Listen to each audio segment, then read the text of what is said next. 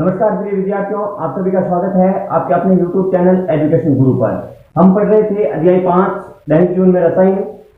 हमने पढ़ा था। आज हम पढ़ेंगे लवण के बारे में। लवण क्या होता है, आइए तो अध्ययन करते हैं लवण के बारे में। लवण का मतलब होता है जब अम्ल व क्षार परस्पर क्रिया करेंगे तो लवण का निर्माण करते हैं। जैसे आपको अम्ल के रूप में हमने लिया हाइड्रोक्लोरिक अम्ल HCl और क्षार के रूप में हमने लिया NaOH। इन दोनों के मध्य आपस में क्रिया करे तो किसका निर्माण हुआ? NaCl। NaCl ये क्या है? NaCl आपको ध्यान में रखना है। NaCl क्या है? लवण। NaCl क्या है? लवण। और जल का निर्माण होता है।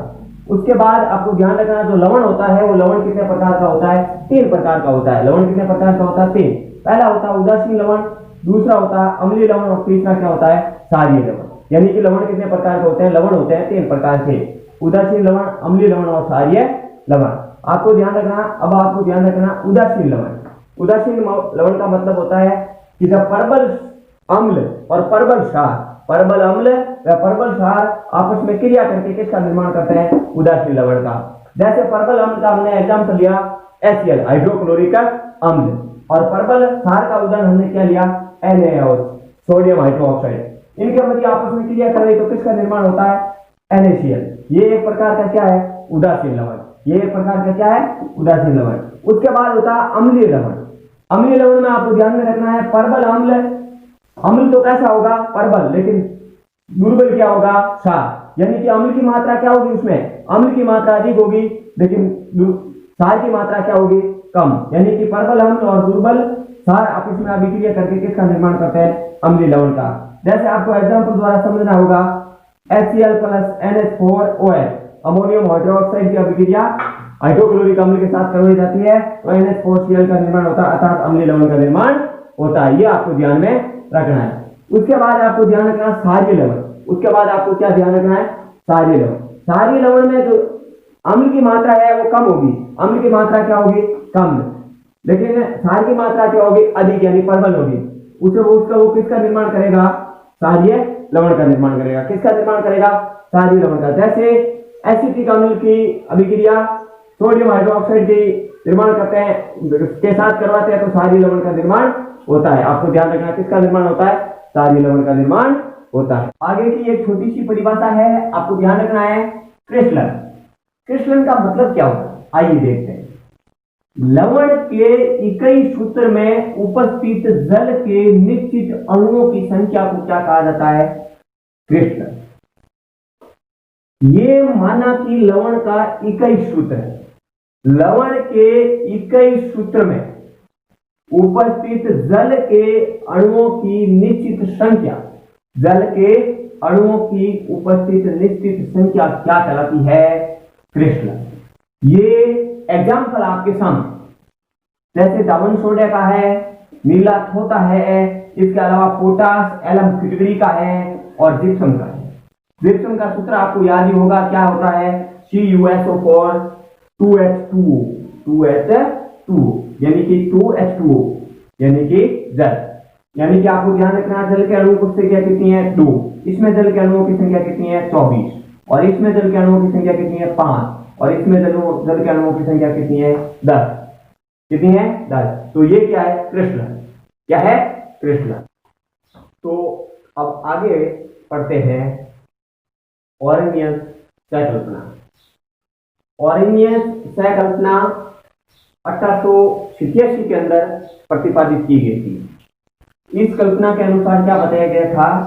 ऑरेनियस ने 2 परिभाषाएं दी थी, महत्वपूर्ण परिभाषाएं ध्यान दीजिए कि ऑरेनियस के अनुसार जो पदार्थ जलीय विलयन में अपघटित होकर हाइड्रोजन आयन देते हैं, जलीय विलयन में अपघटित होकर हाइड्रोजन आयन देते हैं, यानी कि क्या दे रहे हैं? H+ आयन दे रहे हैं, वो क्या कहलाते हैं? अम्ल कहलाते हैं। वो क्या कहलाते हैं? अम्ल कहलाते हैं। उसके बाद ये तो परिभाषा बताई थी ऑरेनियस ने, वो बताई थी अम्ल की। उसके बाद सारथी बताई थी कि जो पदार्थ जलीय विलयन में अपघटित होकर हाइड्रोक्सिल आयन देते हैं, हाइड्रोक्सिल आयन का मतलब OH- आयन, OH- आयन देते हैं, वो क्या कहलाते हैं? क्षार। अब जैसे एग्जाम्पल के माध्यम से हम समझने का प्रयास करते हैं। किसके माध्यम से? एग्जाम्पल के माध्यम से समझने का प्रयास करते हैं। जैसे HCl, इसको क्या बोलते हैं हम? हाइड्रोक्लोरिक अम्ल। क्या बोलते हैं? हाइड्रोक्लोरिक अम्ल। इसको क्या बोलते हैं? हाइड्रोक्लोरिक अम्ल। जब इनको तोड़ा आपस में तो क्या बनता? H+I। क्या निकल रहा है? H+I। तो क्या देता है? जल के अंदर क्या दे रहा है? H+I। ठीक उसी प्रकार से HNO3, इसमें भी क्या है? H+I दे रहा है। HNO3 को क्या बोलते हैं? नाइट्रिक अम्ल। फिर क्या है? H2SO4, इसमें भी क्या दे रहा है? H+I। उसके बाद एसिटिक अम्ल, इसमें भी क्या मिल रहा है आपको? दे रहा है H+I। यानी कि जो H+I दे रहा है वो क्या है? वो अम्ल है आपके।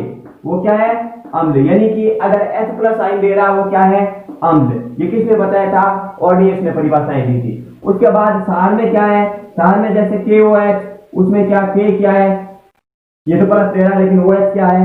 माइनस। आपके OH माइनस दे रहा है, यानी कि हाइड्रोक्सिल आयन दे रहा है। इसका मतलब वो क्या है? इसका मतलब वो क्षार है। जैसे NaOH, इसको क्या बोलते हैं? इसको बोलते हैं पोटेशियम हाइड्रोक्साइड, और इसको क्या बोलते हैं? Sodium hydroxide. ये क्या दे रहा है? सोडियम Na+ और OH माइनस। OH माइनस क्या दे रहा है? हाइड्रोक्सिल आयन दे रहा है। इसका मतलब क्या है? वो क्षार है। उसके बाद कैल्शियम हाइड्रोक्साइड, यानी Ca+ और OH माइनस। OH माइनस क्या दे रहा है? हाइड्रोक्सिल आयन दे रहा है। ये आपको ध्यान में रखना है। और ये ऑर्नियस ने दो परिभाषाएं, महत्वपूर्ण दो परिभाषाएं आपको बताई थी, आपको आसानी से समझ में आ जाएगी। अब देखिए प्रिय विद्यार्थियों, आगे देखिए।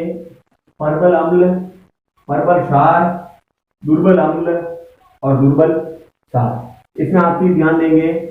प्रबल अम्ल, प्रबल अम्ल का मतलब होता है वे अम्ल जो जल में पूर्णतः आयनित होते हैं, वो क्या कहलाते हैं? प्रबल अम्ल। यानी जल के अंदर पूर्णतः आयनित होते हैं, वो तो क्या कहलाते हैं? प्रबल अम्ल। उन प्रबल अम्लों के उदाहरण है आपको HCl, जिसको हम क्या कहते हैं? हाइड्रोक्लोरिक अम्ल। इसके बाद क्या होगा? HNO3, जिसको हम नाइट्रिक अम्ल बोलते हैं। क्या बोलते हैं? नाइट्रिक अम्ल। H2SO4, जिसको क्या बोला जाता है? सल्फ्यूरिक अम्ल। ये तीनों याद रखना। क्या बोला जाता है? सल्फ्यूरिक अम्ल बोला जाता है। उसके बाद आता है आपके प्रबल क्षार। प्रबल क्षार वो भी क्या होगा? वे ऐसे क्षार जो जल में पूर्णतः क्या होते हैं? आयनित। जल में क्या होते हैं? पूर्णतः आयनित होते हैं। उसके एग्जाम्पल आपको ध्यान रखना, सोडियम हाइड्रोक्साइड। क्या ध्यान रखना है? सोडियम हाइड्रोक्साइड और पोटेशियम हाइड्रोक्साइड। Potassium hydroxide. उसके बाद आता है दुर्बल अम्ल। दुर्बल अम्ल का मतलब होता है वे अम्ल जो जल में पूर्णतः आयनित नहीं होते हैं। वे अम्ल जो जल में पूर्णतः आयनित नहीं होते हैं, क्या कहलाते हैं? वो कहलाते हैं आपके दुर्बल अम्ल। वो क्या कहलाते हैं? दुर्बल अम्ल।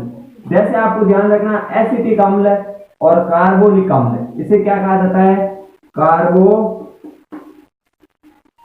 कार्बोनिक अम्ल। इसे क्या कहा जाता है? कार्बोनिक अम्ल। ये क्या है? ये दुर्बल अम्ल कहलाते हैं। क्या कहलाते हैं? दुर्बल अम्ल। उसके बाद दुर्बल क्षार, वे क्षार जो जल में पूर्णतः आयनित नहीं होते हैं। जो जल में पूर्णतः आयनित नहीं होते हैं, वो क्या कहलाते हैं? वो दुर्बल क्षार कहलाते हैं। जैसे example, ammonium hydroxide. Ammonium hydroxide और दूसरा मैग्नीशियम हाइड्रोक्साइड। ये आपको ध्यान में रखना है। हमने किसका अध्ययन किया? प्रबल अम्ल का, प्रबल क्षार का, दुर्बल अम्ल का और दुर्बल क्षार का। ये प्रिय विद्यार्थियों, ऑर्नियस सह कल्पना। ऑर्नियस सह कल्पना में हमने पढ़ा था, लेकिन इसमें ऑर्नियस सह कल्पना में आपको देखना होगा कि ये सह कल्पना केवल H+ और OH माइनस। H+ मतलब hydrogen ion, OH minus hydroxyl ion वाले अम्ल व क्षार को ही स्पष्ट करते हैं। अम्ल व क्षार को ही स्पष्ट करते हैं। लेकिन हाइड्रोजन विहीन, हाइड्रोक्सिल विहीन तथा हाइड्रोक्साइड विहीन वाले जो अम्ल है और जो क्षार है, उनको या उनकी पुष्टि ये ऑर्नियस सह कल्पना नहीं कर पाती है। ऑर्नियस सह कल्पना उनकी पुष्टि नहीं कर पाती है। जैसे हाइड्रोजन विहीन, हाइड्रोक्सिल विहीन और हाइड्रोक्साइड विहीन जो भी अम्ल और क्षार है, उनकी पुष्टि ये ऑर्नियस सह कल्पना नहीं कर पाती है।